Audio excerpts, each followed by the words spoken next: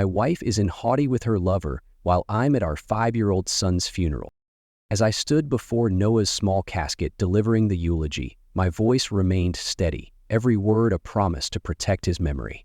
I forced myself to meet the eyes of the mourners, the neighbors, friends, even Claire's parents. They all watched me, some with sympathy, others with thinly veiled judgment. But none of them knew the truth, the betrayal searing beneath my skin. When the service ended, I moved through the reception like a ghost. Plates of untouched casseroles cluttered every surface, and whispers buzzed in the air, sharp as blades. I could feel the weight of every sideways glance, every quiet murmur about Claire's glaring absence. Her mother approached me, her voice dripping with a false concern that only deepened my resolve. "You know how hard this has been for her," she said, a brittle smile on her lip. I stared back, my expression a mask. "I imagine Hawaii is a nice distraction," I replied, watching the color drain from her face. She knew. They all knew, and they had chosen to keep her secrets, even as I laid our son to rest alone. But I would not be the victim in this story. I had already set things in motion. Calls to the lawyer, locks changed, accounts frozen. By the time Claire returned, there would be nothing left for her but the ashes of her own betrayal. She thought she could abandon her family and walk away unscathed. She was wrong. Thank you for staying with me through this story. If you've ever felt the sting of betrayal or faced a dark time, share your story in the comments. It might just be the light someone else needs. And if this resonated with you, hit subscribe, like, and share, because healing starts with knowing we're not alone. The air inside St. Mary's Church in Willow Creek, Colorado hung thick with grief. The old wooden pews creaked as mourners shifted uncomfortably, their whispers threading through the soft rustle of tissues and quiet sobs. The afternoon light strained through stained glass, casting fractured colors over the small white casket at the altar. Mark Reynolds stood motionless, his broad shoulders hunched, as if the weight of his world had crushed him into himself. He gripped the edge of the casket, his knuckles pale against the polished wood. Inside lay his 5-year-old son, Ethan, nestled under his favorite blue blanket. Mark had tucked it in himself, hoping it might keep Ethan safe, something he had failed to do when it mattered most. Mark's vision blurred, but he didn't let the tears fall. His mother's gentle hand rested on his back, steady and warm. The quiet hum of the pastor's voice barely registered. The world around him seemed muted, wrapped in cotton and shadow. His mind echoed with Ethan's giggles, the sweet sound of his son's voice saying, "I love you, Dad." The ache in Mark's chest was a raw, open wound, pulsing with every heartbeat, but he stood firm. His grief had edges, sharp and biting, and it held him upright.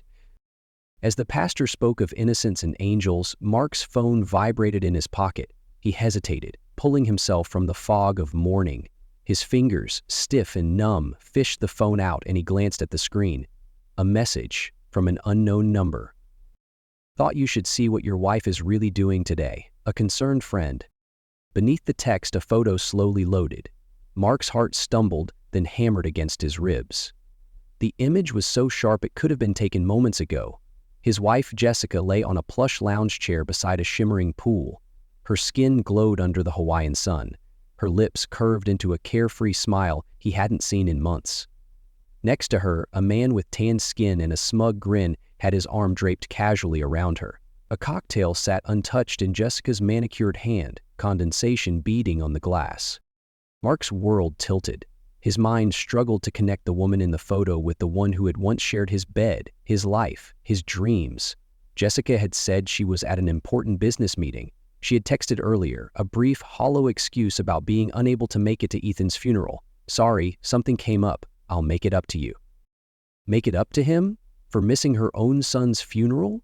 The bile rose in Mark's throat, hot and acrid. He shoved the phone into his pocket as if burying it could erase the truth. His body felt detached, his limbs heavy, and yet he did not falter. He stood there, a storm brewing under his skin, while the pastor's voice droned on about peace and eternity. Beside him, his mother whispered, "Mark, you're shaking." Her voice was a fragile thread. He nodded, his lips pressed into a thin line. His hands clenched the casket tighter, nails biting into the wood. Mark's mind raced through the past few months, the late-night work calls, the sudden business trips, the way Jessica had started asking for space as Ethan's health declined. He had thought they were both grieving, just in different ways. He had been a fool. A soft sob rippled through the room, and Mark's focus snapped back. He saw the faces of neighbors, friends, and family, all of them watching him, some with pity, others with curiosity. He forced his head high, his shoulders square. They would not see him break. Not here. Not now. His rage simmered beneath his skin, a living, breathing thing, but he kept it buried, knowing there would be time for that later. Today was not about Jessica's betrayal. Today was about Ethan, and Mark would not let her shadow poison the memory of his son. The whispers slid through the air, quiet but sharp, threading through the mournful hymns and the pastor's practiced voice. Willow Creek was the kind of town where secrets didn't stay hidden for long, and Jessica's absence was a glaring wound. Mark could feel the eyes on him, curious and accusatory, dissecting every crack in his composure. "Where's his wife?" someone murmured. "How could she not be here?" Mark's skin prickled under their scrutiny. They weren't just mourning Ethan, they were picking apart his family, his marriage, his failures. The truth burned behind his lips, but he bit down on it, tasting the bitter iron of restraint. What could he say? That his wife was half a world away, drinking cocktails in paradise while he laid their son to rest? He swallowed hard, forcing the bile back down. His mother's hand stayed on his back, a steadying weight. She didn't say anything. She didn't need to. Her presence was enough, an anchor in the storm. She had always been like that, quiet and strong, a woman who understood that sometimes the hardest battles were the silent ones. Mark's mind raced, unraveling the last few months with a clarity that cut deep. Jessica's late-night calls, her sudden work trips, the way she had pulled away as Ethan's condition worsened. He had chalked it up to grief, thinking they were simply coping in their own ways. Now he knew better. While he had spent sleepless nights at Ethan's bedside, Jessica had been planning her escape. The weight of it all threatened to crush him, but he forced himself to breathe, to nod along with the pastor's words. His pain was a living thing, raw and restless beneath his skin, but he wouldn't let it show, not here. He couldn't give the town the satisfaction of seeing him break. Sometimes the hardest part of betrayal is the silence that follows. If you've ever felt the sting of a broken trust or walked through a dark time, share your story in the comments. Your words might be the light someone else needs to find their way through. We're all in this together. Sometimes just knowing you're not alone can make all the difference. After the funeral, Mark drifted through his parents' living room like a ghost. Plates of untouched cookies and casseroles cluttered every surface, the smell of baked goods a sharp contrast to the hollow emptiness inside him. People moved around him, offering condolences with soft voices and pitying eyes, but their words slipped past him, meaningless and muffled. Linda and George, Jessica's parents, stood near the kitchen, their presence a splinter under his skin. Linda held a cup of tea, her lips pressed into a thin line, while George's fingers tapped rhythmically against his glass. They hadn't spoken much to him all day, but their silence felt louder than words. Their glances weren't just filled with grief, they brimmed with judgment. Mark caught a fragment of their conversation. "He looks lost," Linda whispered. "He should have done more," George murmured back. A chill washed over Mark, slicing through the fog of his sorrow. Their words landed like stones, heavy and cold. Was this how they saw him? As the man who failed his family? His grip tightened around the photograph of Ethan in his hands, the glass cool against his skin. He forced himself to breathe, to hold back the surge of bitterness threatening to spill over. When Linda finally approached him, her voice was laced with a sweetness that didn't match the sharpness in her eyes. "Mark, you've been so strong today. It's a shame Jessica couldn't be here, but she's grieving in her own way. You know how difficult this has been for her." Her words scraped against him, raw and grating. His jaw clenched, his voice colder than he intended. "I imagine Hawaii is a nice distraction from all the difficulty." Linda's expression faltered, just for a second. Her lips pressed into a thin line and she shifted back, the mask of concern slipping. Grief makes people act out of character. Jessica just needed some space. Space. The word twisted inside him. Mark turned away, setting the photo of Ethan back on the mantel with trembling hands. His mother appeared at his side, her presence grounding him. "She knows," his mom whispered, her tone a quiet blade. "They both do." The truth sat heavy in his chest, a solid, immovable weight. This wasn't just Jessica's betrayal, it was a family affair. They had known and they had protected her, choosing their daughter over the truth, over Ethan, over him. Later that night, Mark sat alone in the dim light of his study. The exhaustion of the day settled over him, a suffocating blanket of grief and anger.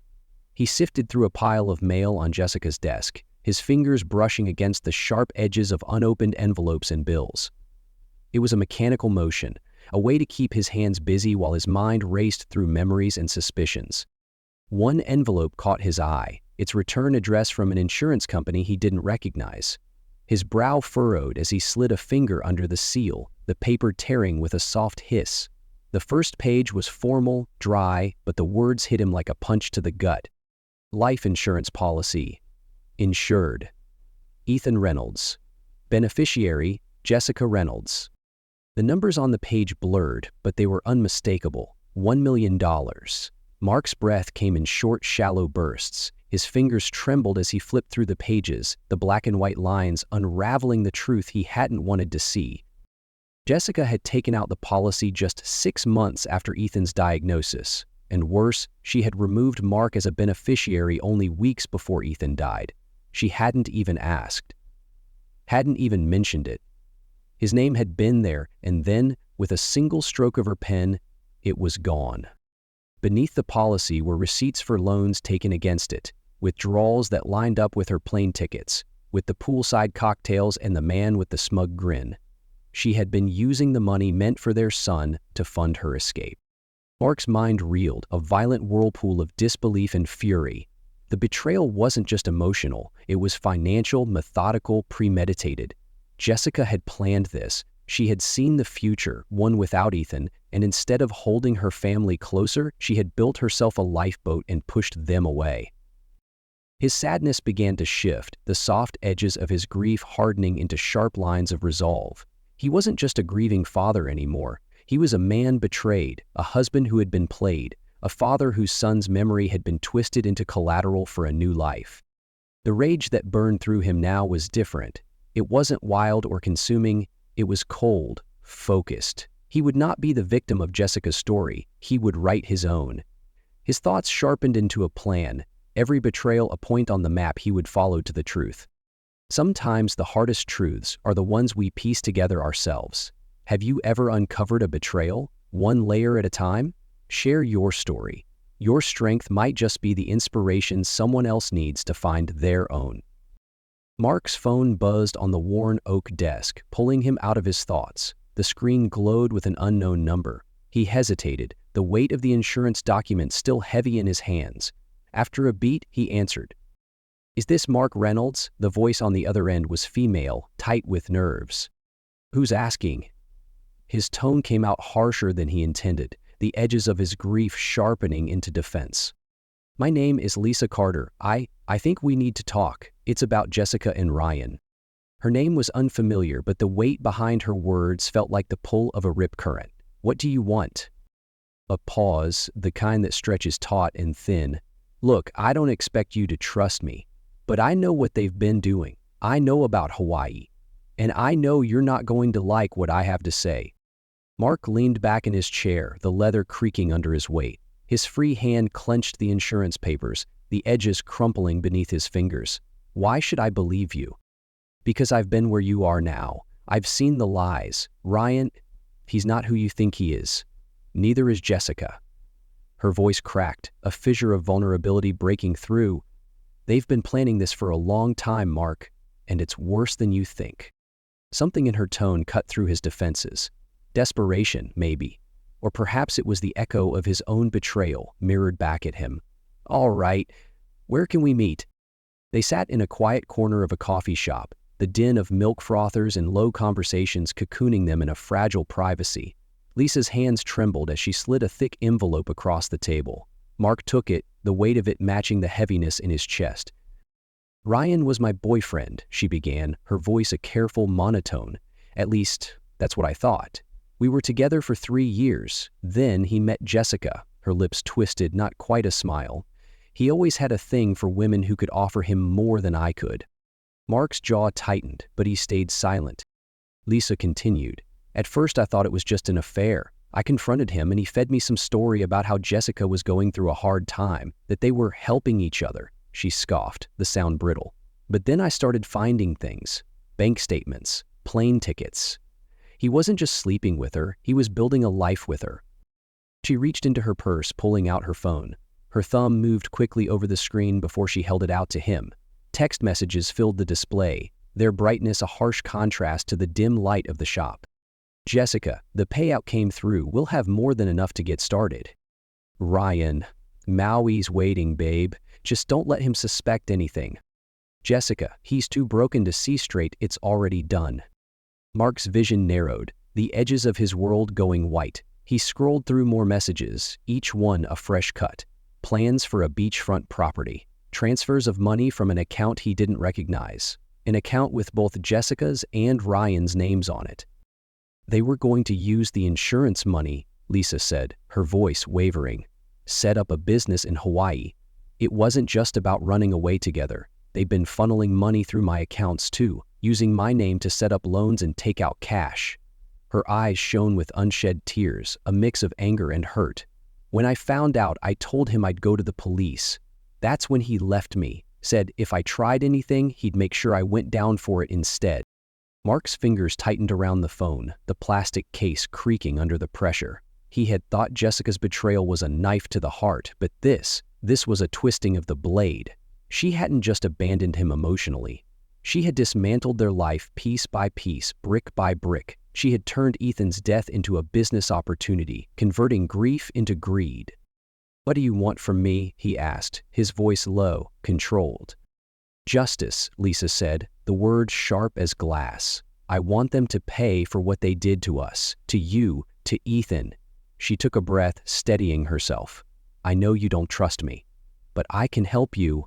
I know where the money is, how they moved it. I kept records. I'm not looking for revenge.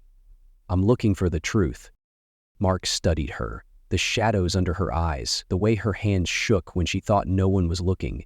She was a woman shattered by betrayal, just like him, and in her brokenness, he saw a reflection of his own. He set the phone down, his resolve solidifying.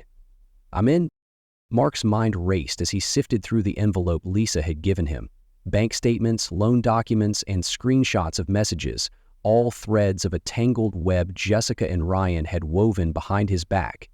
His initial skepticism about Lisa had given way to a grim understanding. She wasn't just another victim. She was the key to unraveling their scheme. Sitting across from her at the small coffee shop table, Mark saw past her wary eyes and into the raw hurt beneath.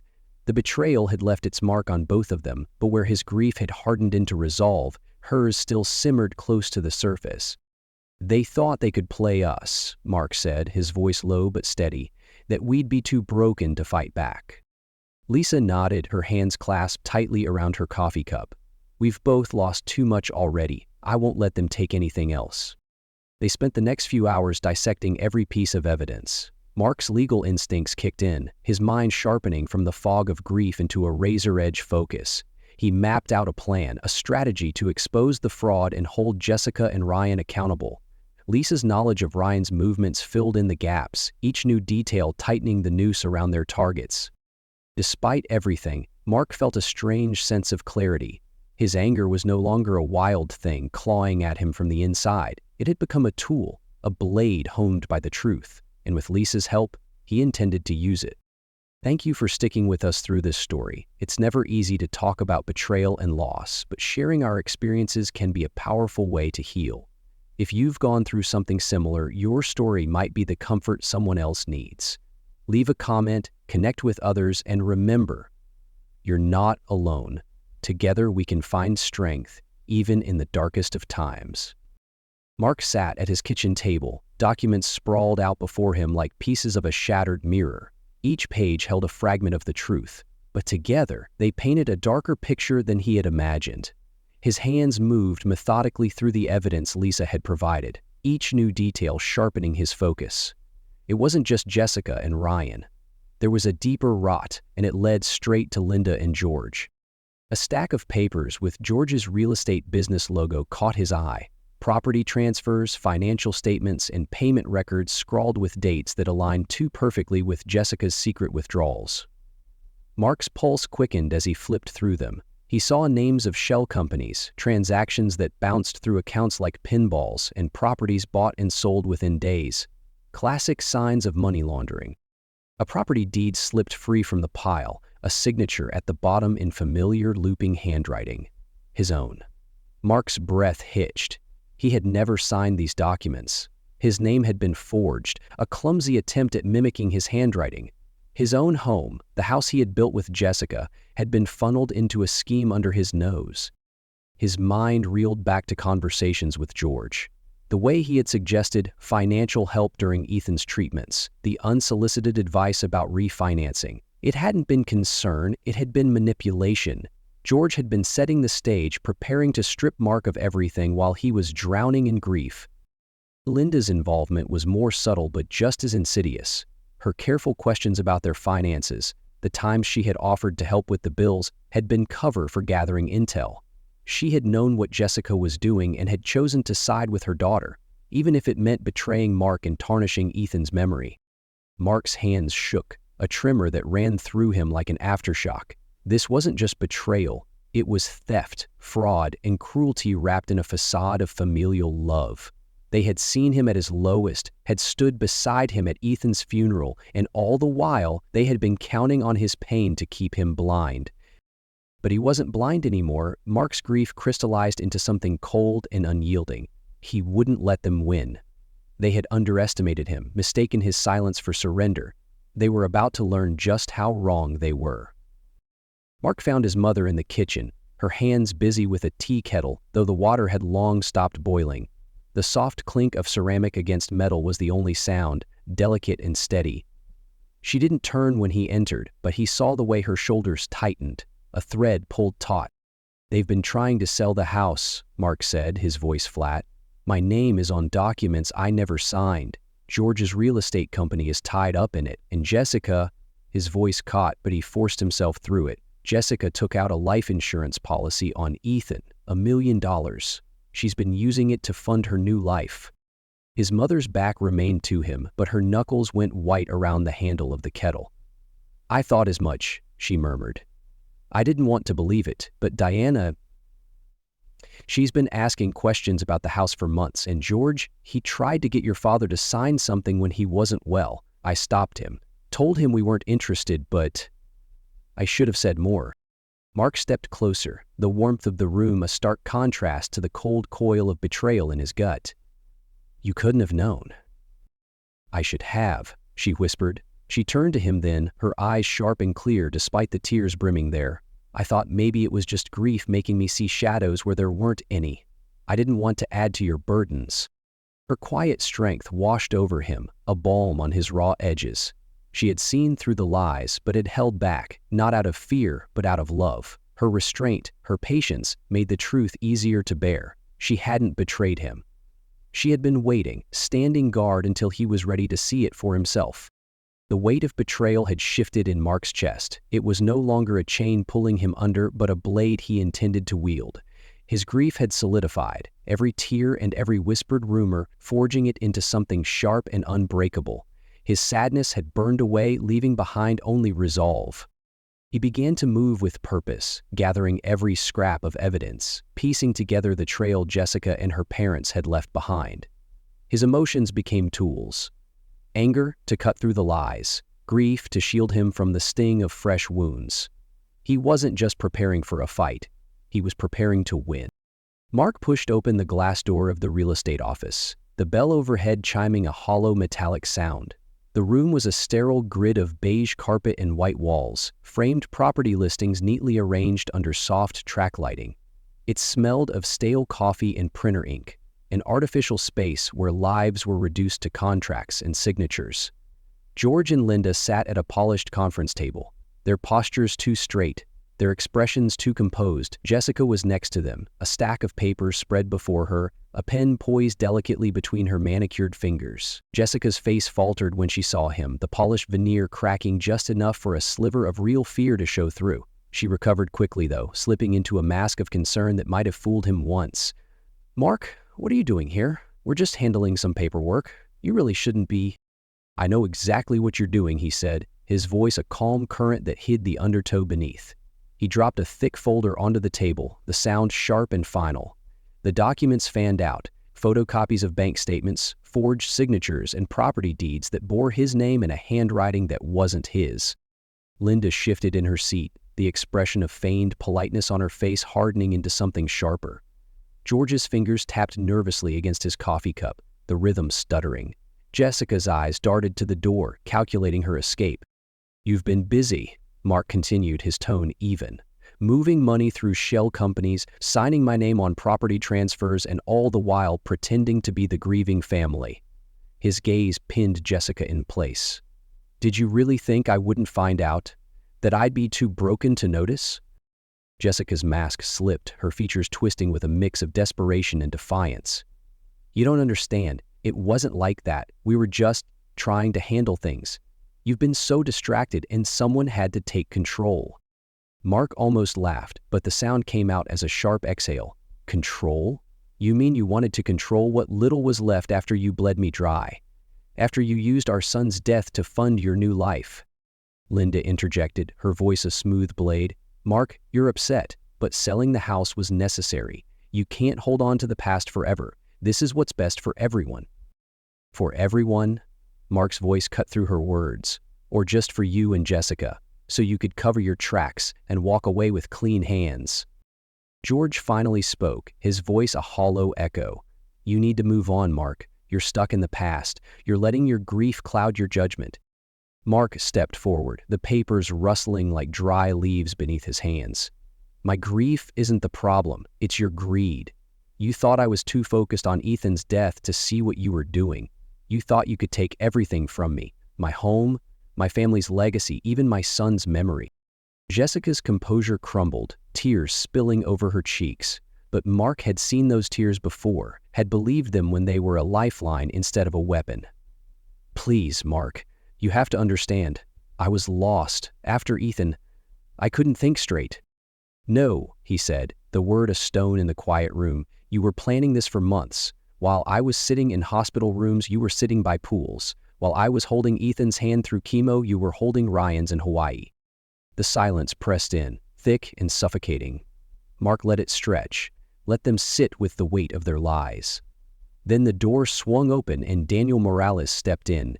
His suit was dark, his expression darker. He carried a briefcase, but it might as well have been a gavel. Good afternoon, Daniel said, his voice a clean cut through the tension. I'm here on behalf of Mr. Reynolds. I believe you're attempting to sell a property under false pretenses. Jessica's face paled and Linda's hands tightened into fists on the table. We have the right to manage these assets, Linda said, her voice sharp. Mark is clearly unwell. He's not in a state to make decisions. Daniel opened his briefcase, pulling out a sheaf of legal documents. That's not what these say. I filed an injunction to halt the sale of this property and to freeze all associated accounts pending a full investigation. Any further action taken without Mr. Reynolds' consent will be considered fraud. The room seemed to contract, the air thinning. Mark watched as the reality sank in, as their bravado gave way to panic. Jessica's lips moved, but no sound came out. Linda's expression turned inward, a desperate calculation of the next move. But there was no exit left. Mark's voice remained steady, the only solid thing in the room. You thought my grief would blind me. You thought wrong. His words hung in the air, heavy and final. Jessica's tears turned to sobs, her carefully constructed world falling apart at the seams. Linda slumped back in her chair, her bravado crumbling into defeat. George just stared at the table, his eyes unfocused, as if he could will this all away. Daniel packed up his papers with a crisp efficiency, nodding once to Mark. I'll handle the rest. You've done enough. Mark lingered for a moment, watching as the people who had once been his family were reduced to strangers, exposed by the harsh light of the truth. He felt nothing but the cool rush of justice, a river that had finally broken through the dam. As he turned to leave, he let the door swing shut behind him, the soft click a punctuation mark on a story that was no longer his to carry. If this story has struck a chord, if you've ever faced betrayal and fought to reclaim your life, stay with us. There are still more twists to uncover, and every truth brought to light makes it easier for someone else to find their way out of the dark. Consider subscribing, sharing, and being a part of this journey. Together, we can make sure stories like this aren't forgotten. A week after the confrontation at the real estate office, Mark sat across from Lisa in a small diner on the edge of town. The place was nearly empty, just the hum of a refrigerator and the soft clink of silverware. Lisa had called him that morning, her voice tight with urgency. Now, as she slid a small digital recorder across the table, Mark felt the weight of yet another truth pressing down on him. "I found this," Lisa said, her eyes rimmed with exhaustion. "Ryan didn't know I still had access to his cloud account. He was always careless with passwords." Mark hesitated, his fingers brushing the cool metal of the device. "What's on it?" Conversations between him and Jessica. They were planning more than just taking the money and running. Jessica was setting you up. Mark pressed play, the recorder crackling to life. Jessica's voice came through, unmistakable and sharp. "He's too broken to fight back. If I push him hard enough, he'll look unstable. I've been telling people he hasn't been sleeping, that he's been seeing things. When it comes down to it, no one will believe him." Ryan's voice followed, low and smug. "As long as the money clears, I don't care what you do. Once the house sells, I'm out. You'll have your story and I'll have my cash. But don't think I'm sticking around for the fallout." Mark's stomach turned, a cold nausea rising as the conversation played on. Jessica had been laying the groundwork to paint him as mentally unfit, using his grief as a weapon. She had planned to strip him of his credibility, leaving him defenseless while she disappeared with the money. And Ryan, he had been planning to cut her loose, to vanish with his own piece of the pie. When the recording ended, Mark set the device down, his expression a mask of calm. "She thought she could bury me," he said quietly, "and Ryan thought he could bury her." Lisa's lips pressed into a thin line. They were going to burn everyone around them to get what they wanted. "Not anymore." Mark's voice hardened. "This changes everything." The next morning, Mark sat in his lawyer Daniel's office, the recorder resting between them. Daniel listened to the conversation twice, his expression darkening with each playback. "This is it," Daniel said, his voice a low rumble. "Not just fraud and conspiracy, this is evidence of intent. They were planning to manipulate the courts to strip you of your rights. And Ryan's betrayal of Jessica? It's perfect." "What do we do next?" Mark asked, his hands clasped tightly together. "We move fast. I'll file an emergency motion to freeze all joint assets, bank accounts, investments, everything. We'll secure the house and make sure neither of them can touch a dime until this is over." Daniel leaned forward, his tone sharp. "And we'll take this to the authorities. Blackmail, financial manipulation, even attempted coercion. The courts won't just listen, they'll act." Mark nodded, a spark of something close to hope igniting in his chest. For the first time, he wasn't just reacting, he was taking control. The weight of his grief had shifted, no longer a shroud but a shield. He had been walking through fog for too long, but now the path was clear. They spent hours preparing, combing through every document, every message. Mark's evidence, combined with Lisa's recordings, built a case too solid to ignore. The financial trail led directly to Jessica and Ryan, and the audio exposed their intentions with brutal clarity. Mark's resolve deepened with every new piece of information. He had been the wounded animal, cornered and bleeding, but now he was something else. His pain had become a blade, honed and ready. Jessica had tried to write him off, to make him a footnote in her story of reinvention, but Mark intended to take back the narrative, to make sure the truth was the only story left standing. The courtroom buzzed with a low hum of anticipation as Mark took his seat behind his lawyer Daniel. Rows of familiar faces filled the benches, neighbors, former friends, even a few old colleagues who had come to witness the fallout.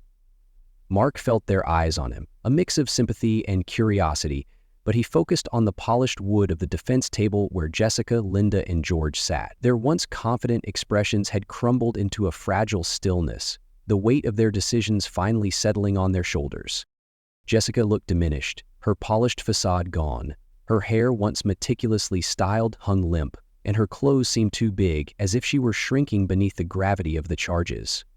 Linda and George sat on either side of her, a family now bound not by love but by conspiracy. Linda's eyes darted around the room, searching for support she wouldn't find. George's face remained an impassive mask, though his clenched jaw betrayed him. The prosecution laid out the case with precision: fraud, conspiracy, financial manipulation, and elder abuse, all backed by documents, bank statements, and the damning audio recordings. Daniel had constructed a narrative that left no room for doubt. It wasn't just about money, it was about how far they were willing to go to erase Mark, to rewrite the story of Ethan's life into a line item on a balance sheet. The most devastating blow came when Ryan took the stand. His slick demeanor was gone, replaced by a pale, hollow-eyed man who had cut a deal to save himself. He admitted everything: how Jessica had orchestrated the plot, how Linda and George had helped launder the money through the real estate business, and how they had all planned to frame Mark as unstable. "Jessica told me he wouldn't fight back," Ryan said, his voice flat. "That he was too broken to see straight. She said it would be easy." Mark watched as Jessica's head dropped, her hands clenching the edge of the table. There was no more room for lies, no more shadows to hide in. Her betrayal had become a noose, and Ryan had just tightened it. When the judge announced that the case would go to trial, with bail denied, Mark felt a wave of relief wash over him. For the first time in months, the chains of his grief loosened, and he could finally breathe. Justice wasn't just a distant hope, it was here, unfolding before him. When Mark stood to give his statement, the room fell into a heavy silence. He moved slowly to the witness stand, every step a deliberate defiance against the pain that had once anchored him. He didn't look at Jessica, Linda, or George. Instead, his gaze rested on the judge, on the jury, and finally on the faces of those who had come to see this chapter close. "I'm not here to talk about betrayal," he began, his voice steady. "Not about the lies or the greed. Those stories are already clear. What matters now is my son, Ethan." He reached into his pocket and unfolded a drawing, a crayon masterpiece of a blue penguin, the edges smudged from years of careful handling. "This is Ethan's. He loved penguins, said they were brave because they stood together in the cold. He believed that when things got tough, you stayed with the people you loved." A soft murmur rippled through the room, and Mark continued. "Ethan taught me more about strength than I ever thought possible. Even when he was sick, he found reasons to smile. He found light where most of us would see only shadows. And I owe it to him to make sure that his story is about love and not about loss." He drew a breath and the sound filled the quiet space. "The foundation I'm creating, the Ethan Reynolds Foundation, will take every penny of the money that was meant for greed and turn it into hope. It will support families fighting pediatric cancer, fund research, and offer the kind of compassion that Ethan embodied every day. His legacy will not be tainted by what happened here. It will rise above it." He looked at the jury, his voice unwavering. "Justice isn't about punishment. It's about protecting what matters, about building something good from the ashes. Today, I ask not for vengeance, but for the chance to honor my son the way he deserved." When he finished, the room held its breath. Mark returned to his seat, his mother's hand finding his, their fingers entwined in quiet solidarity. The judge's gavel fell with a decisive thud, the sound echoing through the room. Jessica, Linda, and George were found guilty on multiple counts, their sentences ensuring they would not walk free for a long time.